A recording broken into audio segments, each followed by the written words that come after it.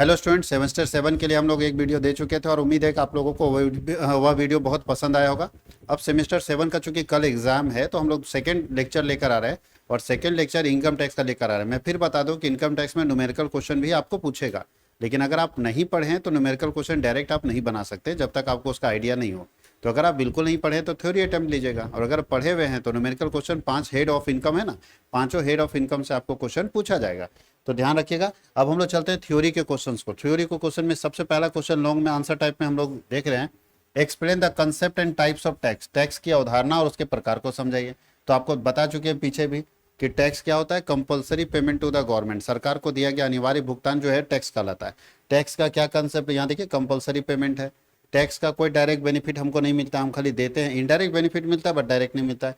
Tax का पैसा कहाँ यूज होता है, अच्छा सबसे ऊपर में है मीनिंग ऑफ टैक्स था ना, यूज होता है पब्लिक वेलफेयर के लिए। हमारे टैक्स के पैसे का इस्तेमाल पब्लिक वेलफेयर के लिए होता है और इम्पोज बाय गवर्नमेंट, टैक्स हमसे गवर्नमेंट लेती है। टाइप्स ऑफ टैक्सेस की बात करें तो डायरेक्ट टैक्स और इनडायरेक्ट टैक्स है। डायरेक्ट टैक्स के अंदर हम लोग इनकम टैक्स की बात करते हैं, जहाँ जो व्यक्ति कमाता है वो खुद चुकाता है, जिसके ऊपर इंसिडेंट और इम्पैक्ट सेम पर्सन पर पड़ता है उसको डायरेक्ट टैक्स बोलते हैं। यानी direct tax is paid by directly by the tax payer to the government. Tax payer अगर डायरेक्ट गवर्नमेंट को दे देता है तो उसको डायरेक्ट टैक्स बोलते हैं, जिसमें एग्जांपल्स है income tax, wealth tax, corporate tax. उसके अंदर है पेड, क्या फीचर्स क्या है इसका, तो paid directly to the government, burden can not shifted, इसमें नहीं कर सकते। इनडायरेक्ट टैक्स का मतलब ऐसा टैक्स जहां जिसके ऊपर बर्डन पड़ता है वो पे नहीं करता है, कोई थर्ड पार्टी पेमेंट कर देता है, उसको हम लोग बोलते हैं इनडायरेक्ट टैक्स, जिसके अंदर जीएसटी है, कस्टम ड्यूटी है, एक्साइज ड्यूटी है। ये सारे इनडायरेक्ट टैक्स के एग्जाम्पल्स हैं। नेक्स्ट क्वेश्चन है, ये आपको नहीं पढ़ना, कराधान के सिद्धांत मत पढ़िएगा, ये आपको नहीं पढ़ना है, ठीक है। ये पढ़िए, explain residential status and it's type, आवासीय स्थिति के बारे में बताना है। तो सबसे इंपॉर्टेंट है, टैक्स लगाने से पहले आपको हर व्यक्ति का रेसिडेंशियल स्टेटस चेक करना पड़ेगा। हम सिटीजनशिप की बात नहीं करें, नागरिकता अलग है और रेसिडेंशियल स्टेटस अलग है, याद रखिएगा। रेसिडेंशियल स्टेटस का सिटीजनशिप से कोई लेना देना है। हम भारत के, अमिताभ बच्चन भारत के नागरिक हो सकते हैं, नागरिक हो नहीं सकते, भारत के ही नागरिक है, भारत के सिटीजन है, इसमें कहीं कोई डाउट नहीं है। सिटीजन ऑफ इंडिया है, इसमें कहीं कोई डाउट नहीं है। लेकिन उनका अर्निंग्स केवल भारत में ही होगा ऐसा तो नहीं कह सकते। हो सकता है फिल्म शूटिंग के लिए मलेशिया चले गए और लगभग 8 महीने फिल्म शूटिंग चली, 8 महीना मलेशिया में रहे, तो वहाँ कमाएंगे, तो फिर वहाँ हमको चेक करना पड़ेगा कि पिछले फाइनेंशियल ईयर में उनका रेसिडेंशियल स्टेटस कहाँ था। अगर वो मलेशिया में कमाए हैं तो टैक्स उनका मलेशिया में बनेगा, ठीक है। तो रेसिडेंशियल स्टेटस के बेस पर हम टैक्स लायबिलिटी डिसाइड करते हैं। तो टैक्स लायबिलिटी डिसाइड करने के लिए हर साल हर टैक्स पेयर का रेसिडेंशियल स्टेटस डिसाइड करना पड़ता है। वैसे लोगों का नहीं जिसका वीजा पासपोर्ट है, मान लीजिए हमारा पासपोर्ट नहीं बना तो मेरा रेसिडेंशियल स्टेटस क्यों डिसाइड कीजिएगा। जब पासपोर्ट नहीं बना मतलब देश के बाहर नहीं गए हैं, और देश के बाहर नहीं गए हैं इसका मतलब हम देश के अंदर ही हैं। तो देश के अंदर है तो हमारा रेसिडेंशियल ऑफ इंडिया ही रहेगा। अब टाइप्स ऑफ रेसिडेंट, तो पहला होता है नॉर्मल रेसिडेंट या ऑर्डिनरी रेसिडेंट। हम लोग जिसका आज तक पासपोर्टे नहीं बना, विदेश देखबे नहीं किए हम लोग, तो हम लोग हो गए ऑर्डिनरी रेसिडेंट, जो हमेशा भारत में ही रहे। दूसरा होता है resident but not ordinary resident, मतलब जो व्यक्ति निवास की मूल शर्तें पूरी करता है लेकिन अतिरिक्त शर्तों को पूरा नहीं करता है। देखिएगा रेसिडेंशियल स्टेटस के लिए 2 कंडीशन था, एक है बेसिक कंडीशन, एक है एक्स्ट्रा कंडीशन। तो बेसिक कंडीशन को पूरा कर रहा है लेकिन एक्स्ट्रा कंडीशन को पूरा नहीं कर रहा, उसको बोलते हैं resident but not ordinary resident. Resident है लेकिन ऑर्डिनरी रेसिडेंट नहीं है। और नॉन रेसिडेंट का मतलब है कि जो किसी शर्त को पूरा नहीं करता। अब अमेरिका का कोई व्यक्ति, बिजनेसमैन जो आज तक भारत आया ही नहीं है, वो हमारे लिए नॉन रेसिडेंट है, वो हमारे यहाँ टैक्स नहीं देगा।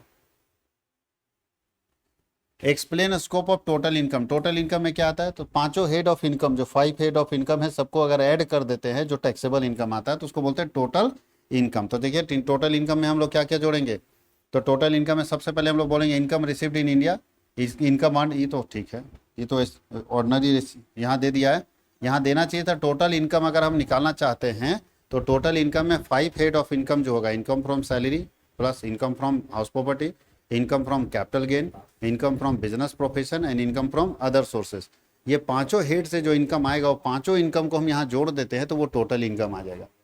और उसमें हम लोग जब डिडक्शंस माइनस कर देंगे तो निकल जाता है, इसको बोलते हैं ग्रॉस टोटल इनकम। जब डिडक्शन माइनस कर देंगे तो टोटल टैक्सेबल इनकम आ जाएगा, याद रखिएगा टोटल टैक्सेबल इनकम आ जाएगा। एग्रीकल्चर इनकम क्या और उसका टैक्स लायबिलिटी के बारे में क्या बात किया गया, तो याद रखना एग्रीकल्चर इनकम का मतलब है कि जब कोई इनकम आप एग्रीकल्चर एक्टिविटी करके अगर कोई इनकम कमाते हैं तो वो इनकम एग्रीकल्चर इनकम है और उसके ऊपर कोई टैक्स नहीं लगता।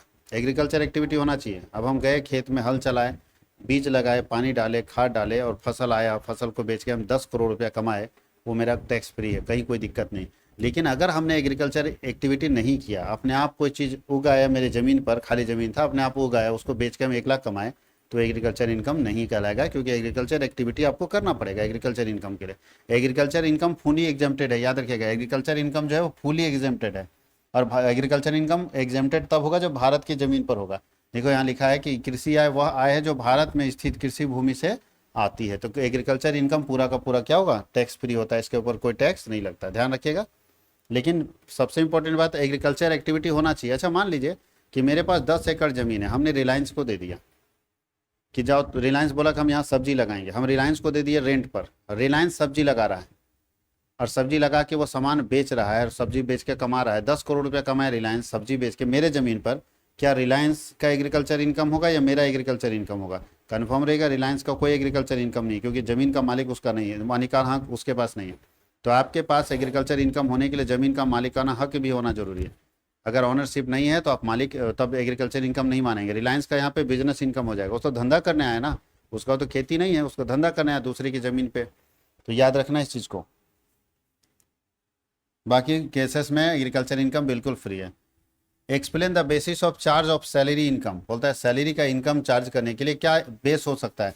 तो आप लोग जानते हैं ड्यू और receive which ever is earlier. अगर सैलरी का टैक्स लगाने का, चार्ज करने का जो बेस होता है वो होता है ड्यू बेसिस और receive basis which ever is earlier. वही बात यहाँ लिखा होगा, बेसिस ऑफ चार्ज ध्यान रखना है। सबसे पहले हमको ये चेक करना है कि एम्प्लॉयर और एम्प्लॉय का रिलेशन है कि नहीं। अगर एम्प्लॉयर एम्प्लॉय का रिलेशन होगा तभी सैलरी इनकम माना जाएगा।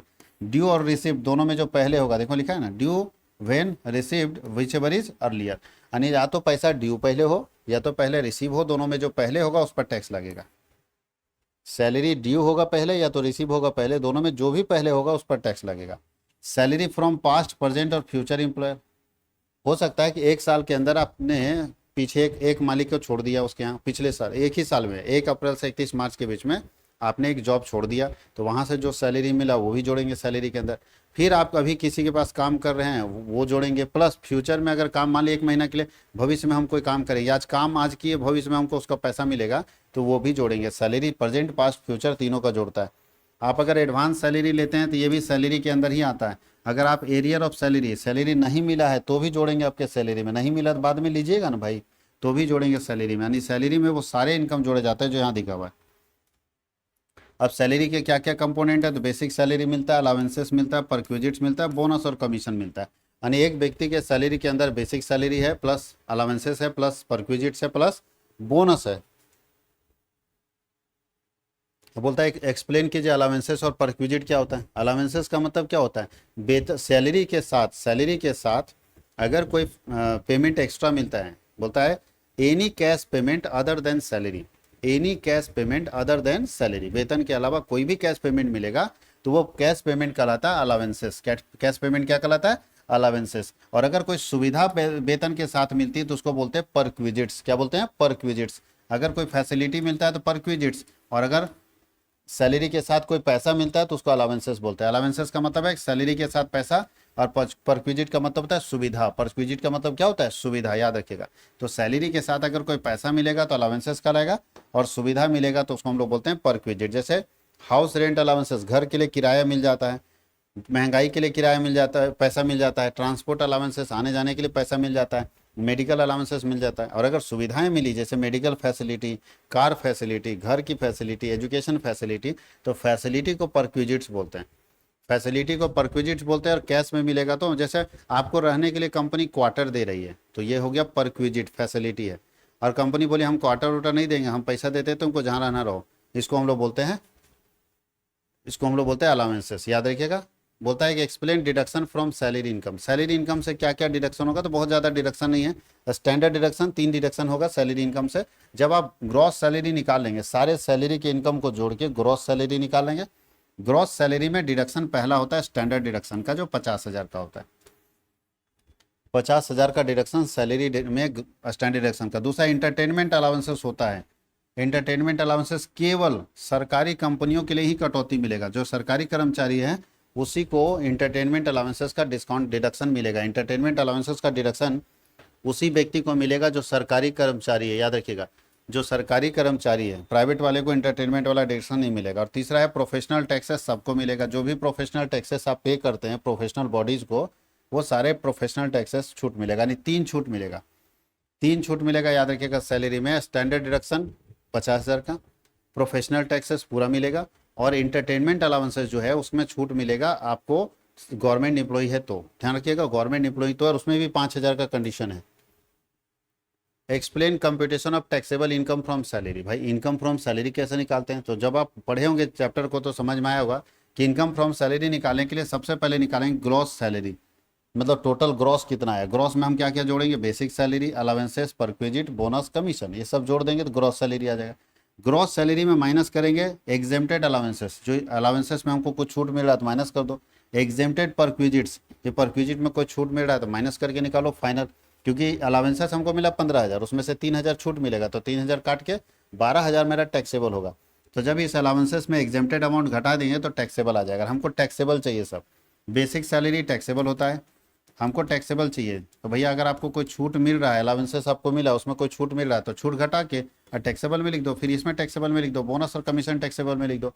सारा टैक्सेबल को जोड़ेंगे तो निकल जाएगा ग्रॉस सैलरी। देखिए ना क्या निकल जाएगा? Gross salary. फिर ग्रॉस सैलरी में एग्जेम्प्टेड इनकम करेंगे तो हम लोगों को मिलेगा नेट सैलरी। नेट सैलरी जो मिलेगा उसमें हम लोग डिडक्शन करेंगे। क्या क्या डिडक्शन? 3 गो, स्टैंडर्ड डिडक्शन, प्रोफेशनल टैक्स और इंटरटेनमेंट अलावेंसेस। लेकिन इंटरटेनमेंट अलावेंसेस जो है वो केवल गवर्नमेंट एम्प्लॉई के लिए होगा। अब उसके बाद टैक्सेबल सैलरी, तो देखिए सिंपल है, income from salary minus deduction equal to taxable salary. Income from salary यानी बोल सकते हैं ये नेट सैलरी है। ग्रॉस से हम लोग घटा दिए, ग्रॉस सैलरी निकाल दिए, तो ग्रॉस सैलरी या ग्रॉस की जगह आप नेट भी लिख सकते हो। Net salary minus deduction equal to taxable salary. अगला लिखा है explain computation of income from house property. House property का कैलकुलेशन कैसे करेंगे? तो जब आप घर या घर से सटी हुई जमीन को रेंट में लगा देते हैं और वहां से कोई इनकम जनरेट करते हैं तो वो इनकम कहलाता है इनकम फ्रॉम हाउस प्रॉपर्टी। अगर कोई आप घर या घर से सटी हुई जमीन को रेंट में लगा देते हैं और वहां से कोई इनकम जनरेट करते हैं तो वो इनकम कहलाता है इनकम फ्रॉम हाउस प्रॉपर्टी। और इसके लिए हम लोग सबसे पहला स्टेप क्या करेंगे? सबसे पहले जीएवी निकालेंगे, ग्रॉस एनुअल वैल्यू। जीएवी निकालते हैं, ग्रॉस एनुअल वैल्यू। और ग्रॉस एनुअल वैल्यू निकालने के बाद उसमें माइनस करते हैं म्युनिसिपल टैक्सेस को, और माइनस करते हैं एक और चीज़। चलिए म्युनिसिपल टैक्सेस को माइनस करेंगे तो निकल जाएगा नेट एनुअल वैल्यू, एनएवी। और एनएवी से ही क्वेश्चन बनता है, एनएवी से ही क्वेश्चन बनता है। एनएवी जब निकल जाएगा हम लोगों का, उसमें हम डिडक्शन करेंगे 30%। 30% डिडक्शन एकदम कंपलसरी है एनएवी का। एनएवी का 30% और interest on loan, 2 he deduction होता है। 30%, ये 30% डिडक्शन ये होता है कि जो नेट एनुअल वैल्यू निकल रहा है 30% खर्चा माना जाता है। तो भैया अगर आप लॉज रेंट में दिए हैं तो लॉज चलाने में 30% का खर्चा भी होता होगा, तो 30% का सेपरेट डिडक्शन दे दिया। उसमें नल टूट गया तो कभी कुछ हो गया तो खर्चा तो बिजनेस चलाने में होता है, तो 30% सरकार खुद छोड़ देती है, इसलिए 30% डिडक्ट कर देती है। यानी 70% के ऊपर ही आपको टैक्स देना होता है।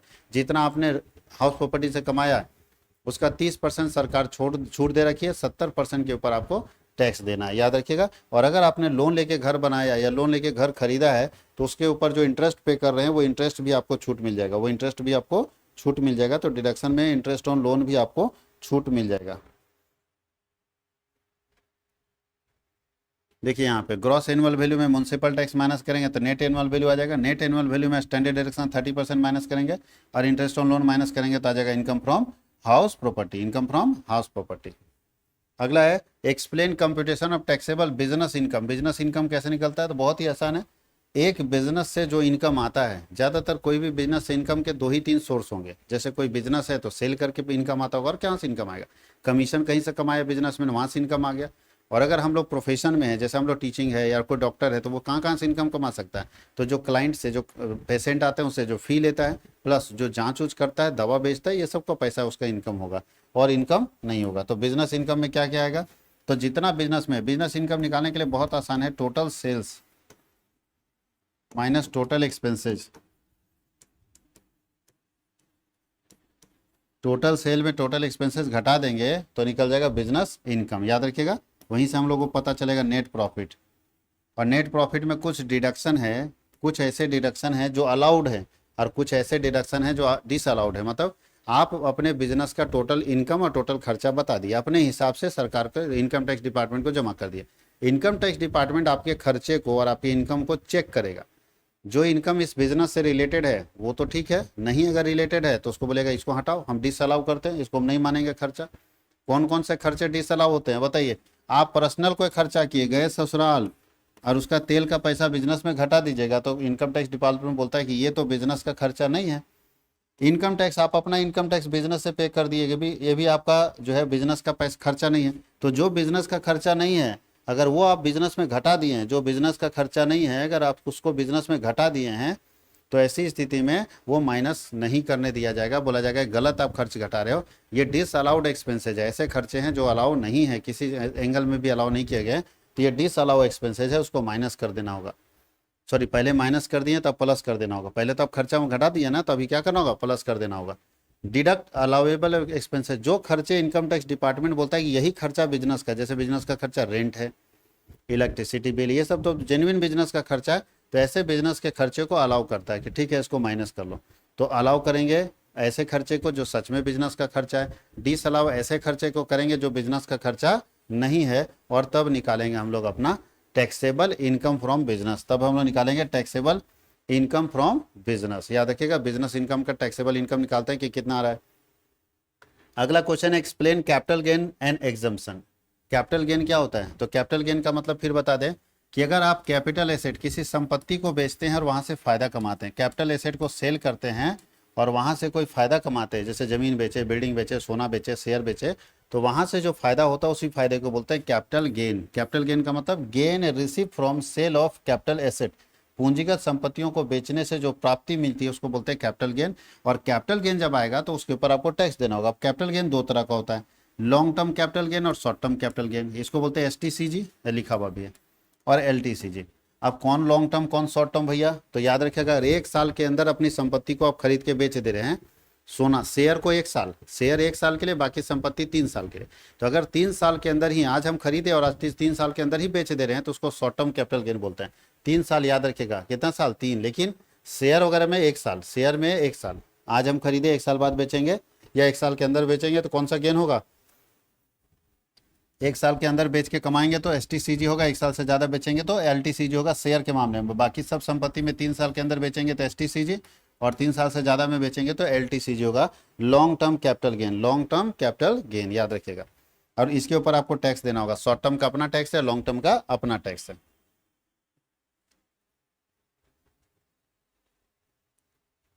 कैसे कंप्यूट करेंगे कैपिटल गेन? तो अभी तो बता दिए। स्टेप 1, सबसे पहले हम लोग निकालेंगे फुल कंसिडरेशन का वैल्यू, कितने में बेचा गया, फिर उसका डिडक्ट करेंगे उसका खर्चा क्या है, टोटल सेल कितने में किया गया उसका खर्चा माइनस कर देंगे।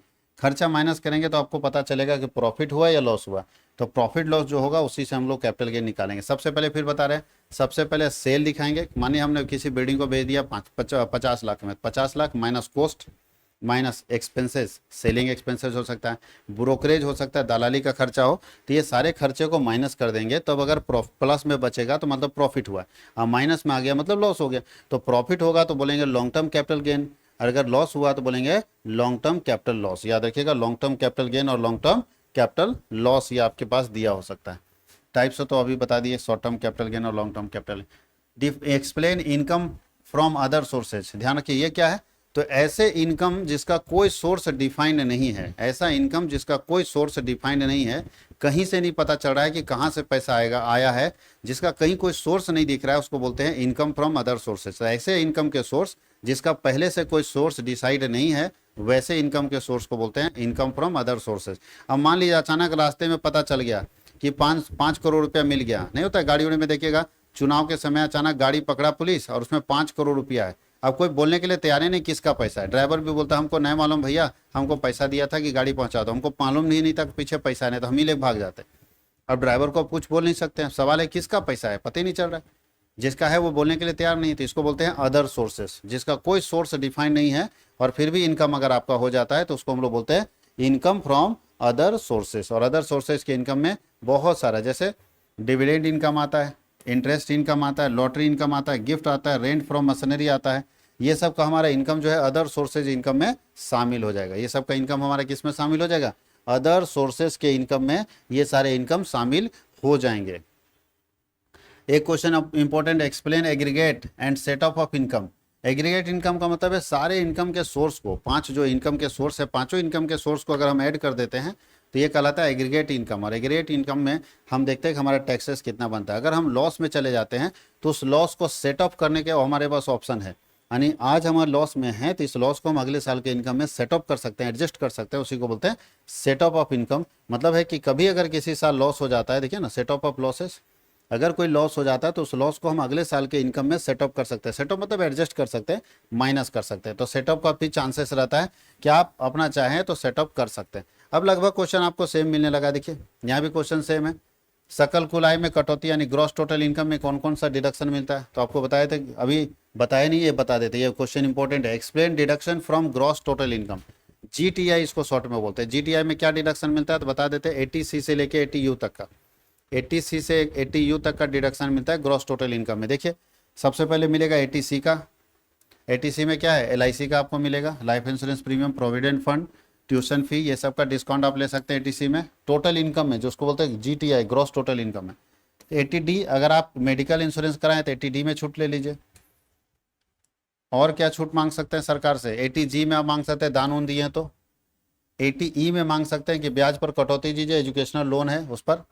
80TTA में मांग सकते हैं कि हम बचत बैंक खाते से जो ब्याज मांगे हैं उस पर हमारा TDS ना कटे, तो TDS का माफ़ी मांग ले सकते हैं, TDS का रिबेट ले सकते हैं सरकार से। ये कुछ डिडक्शन है जो आपके टोटल इनकम में घटेंगे, लेकिन ये डिडक्शन तभी घटेंगे जब उन सारी शर्तों को आप पूरा करेंगे, तभी माइनस कर पाएंगे। नहीं तो हर आदमी चाहता है कि मेरा टैक्स कम लगे, लेकिन कम कम कम कैसे लगेगा, उसके लिए जो शर्तें हैं उन शर्तों को मानना पड़ेगा। अगर सारी शर्तें आप पूरी करते हैं तो आपको ये सारे डिडक्शन अलाउड होंगे, मिलेंगे। देखिए यहाँ पे लिखा है कि 5 कैसे निकालते हैं, देखिए टोटल इनकम कैसे निकालते हैं। तो सबसे पहले हम लोग सबसे पहला काम करेंगे कि पांचों हेड से जो इनकम आया वो पांचों हेड की इनकम को जोड़ दीजिए। मान लीजिए इस तरह करके पांचों को जोड़ दीजिए, पांचों का यहाँ टोटल इनकम आ गया। अब उसमें इसको बोलते हैं, जब जोड़ेंगे तो आ जाएगा GTI, ग्रॉस टोटल इनकम। पांचों हेड से जो टैक्सेबल इनकम निकलेगा उसको जोड़ देंगे तो निकलेगा gross total income. Gross total income में क्या करेंगे, अगर कोई लॉस उस है तो एडजस्ट कर लेंगे, सेटअप कर लेंगे। अगर लॉस नहीं है तो फिर डिडक्शन में जाएंगे। डिडक्शन क्या क्या हो सकता है, 80C से 80U तक का पूरा डिडक्शन ले लेंगे। डिडक्शन मिलने के बाद हमारा बचेगा टोटल टैक्सेबल इनकम। डिडक्शन मिलने के बाद क्या बचेगा, total taxable income. Total taxable income बचेगा डिडक्शन मिलने के बाद। याद रखिएगा, डिडक्शन मिलने के बाद अगर डिडक्शन माइनस कर देते हैं ग्रॉस टोटल इनकम में तो बचेगा टोटल टैक्सेबल इनकम। ये कुछ आपके पास इंपॉर्टेंट क्वेश्चंस थे जिनको आपको तैयार करना बहुत ज़रूरी था, और अगर आप इसको तैयार कर लेते हैं पूरा का पूरा तो आपको मदद मिलेगा एग्जामिनेशन में। वैसे मैं बता दूं, PDF जिनके पास है PDF जरूर पढ़िएगा। PDF में बहुत सारे क्वेश्चंस हैं, सारे के सारे वीडियो बनाना तो पॉसिबल नहीं है, लेकिन PDF में फिर भी बहुत सारे क्वेश्चंस हैं और आप पढ़िएगा जरूर, ये आपके लिए बहुत ही फायदेमंद होगा।